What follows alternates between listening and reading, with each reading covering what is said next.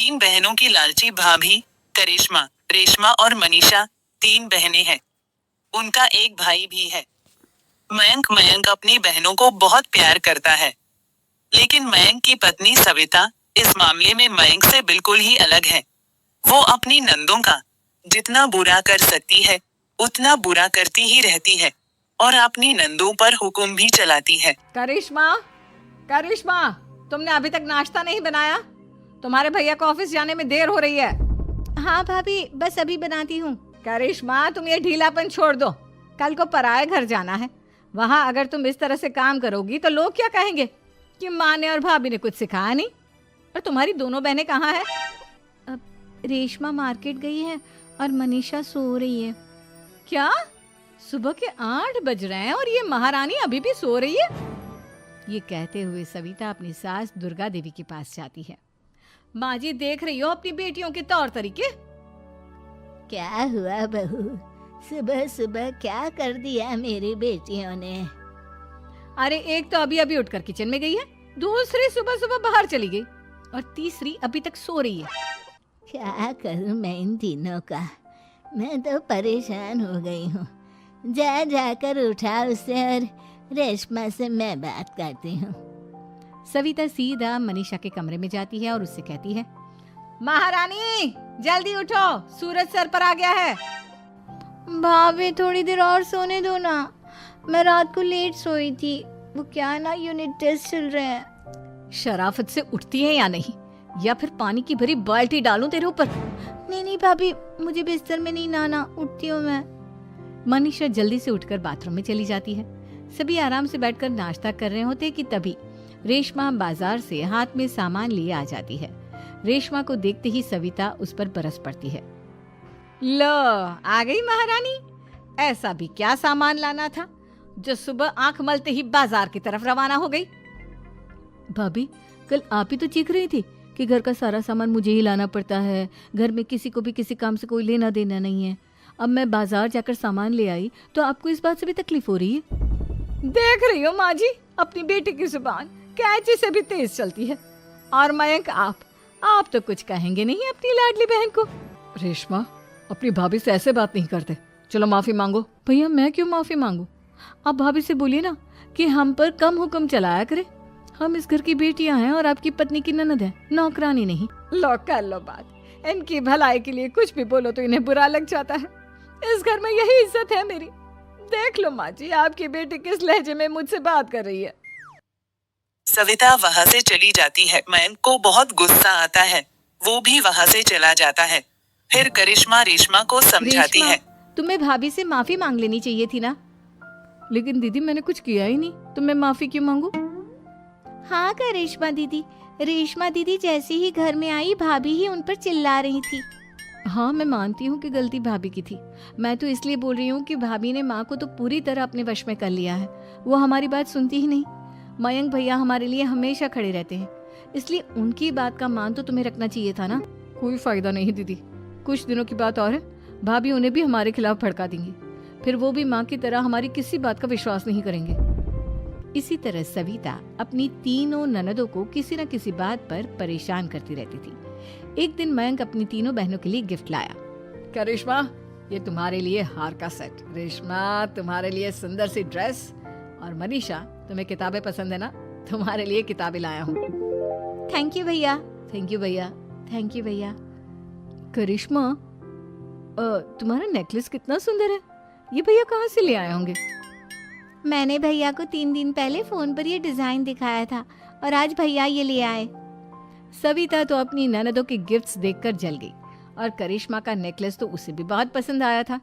अपनी बहनों के लिए कितना अच्छा नेकलेस लेकर आए हैं, मुझे कभी कोई गिफ्ट नहीं दिया।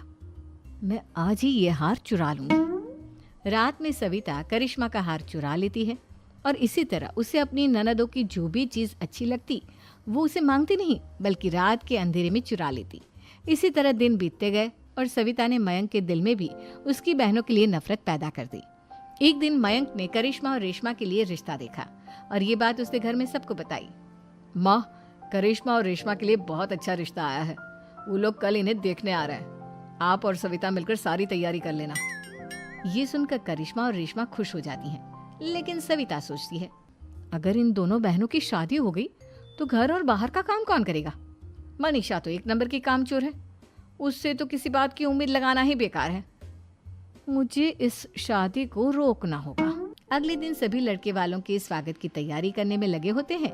तभी मयंक अपनी बहनों से आकर कहता है, तैयार हो गई तुम दोनों? देखो दोनों लड़के बहुत अच्छे हैं, मैं कोई कसर नहीं छोड़ना चाहता, इसलिए तुम उनके सामने अच्छे से बिहेव करना और अपनी भाभी से लड़ने मत लग जाना।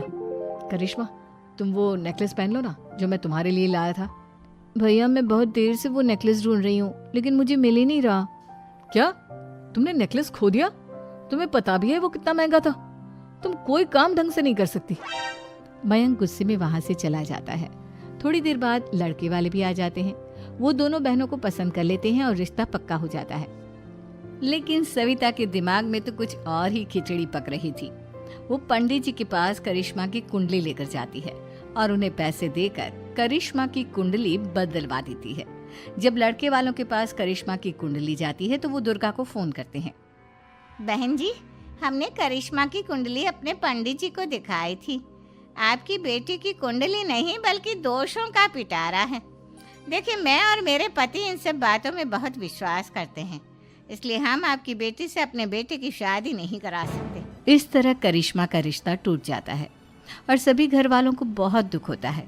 अब कविता सोचती है, चलो करिश्मा का तो रिश्ता टूट गया, अब रेशमा का भी रिश्ता तोड़ना है। क्या करूं? अब सविता आवाज बदलकर किसी अननोन नंबर से रेशमा के होने वाले ससुराल में फोन करती है। हेलो, मैं कौन हूँ कौन नहीं ये आपके लिए जानना जरूरी नहीं। बस इतना सुन लो कि रेशमा का 2 साल से किसी के साथ अफेयर चल रहा है। बस रेशमा का रिश्ता तोड़वाने के लिए सविता का इतना कहना काफी था। अब रेशमा का भी रिश्ता टूट गया। मयंक और दुर्गा देवी ने रेशमा को खूब खरी खोटी सुनाई और उससे बार बार उस लड़के के बारे में पूछने लगे। आप दोनों मुझे क्यों परेशान कर रहे हो? अरे कोई लड़का होगा मेरी लाइफ में तो मैं बताऊंगी ना, जब कोई है ही नहीं तो कहाँ से लाऊं मैं कोई लड़का? तो तेरे होने वाले ससुराल वालों को फोन किसने किया था? माँ मैं नहीं जानती किसने फोन किया था, मैं सच कह रही हूँ। मैं तो पहले ही कह रही थी इसकी लगाम खींच कर रखो, लेकिन मेरी सुनता ही कौन है। आप चुप रहिए भाभी, ये सब आपका ही किया धरा है। अब तीनों बहनों को विश्वास हो जाता है कि ये सब उनकी भाभी ही कर रही है। तीनों बहनें अपनी भाभी को सबक सिखाने के लिए एक वकील कर लेती है और घर में हिस्सा मांगना। देखो भैया, माँ बाप की जायदाद में जितना बेटों का हक होता है उतना ही बेटियों का, इसलिए इस घर के 4 हिस्से होंगे और हमें अपना हिस्सा चाहिए। मैंने तुम्हारे लिए क्या क्या नहीं किया और तुम इस घर में हिस्सा मांग रही हो? भैया, आप और माँ हम बहनों की कोई बात नहीं सुनते हो और भाभी हमारी शादी नहीं होने देगी क्योंकि उन्हें लगता है कि आप हमारी शादी में ज्यादा पैसा लगाओगे और उन्हें हम जैसी फ्री की नौकरानी कहाँ मिलेगी। तो हम भाभी के साथ तो रह नहीं सकते, हम बहनों को अपना हिस्सा चाहिए। अरे तुम्हें शर्म आनी चाहिए अपनी भाभी पर ऐसा इल्जाम लगाते हुए।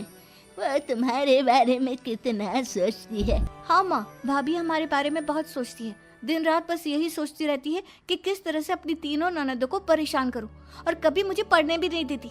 दोनों बहनों का रिश्ता भी तो इन्होंने ही तोड़वाया है और रात में हमारे कमरे में आकर हमारी चीजें भी चुराती हैं। इसी तरह सविता की तीनों ननदें अपनी बात पर अड़ी रही।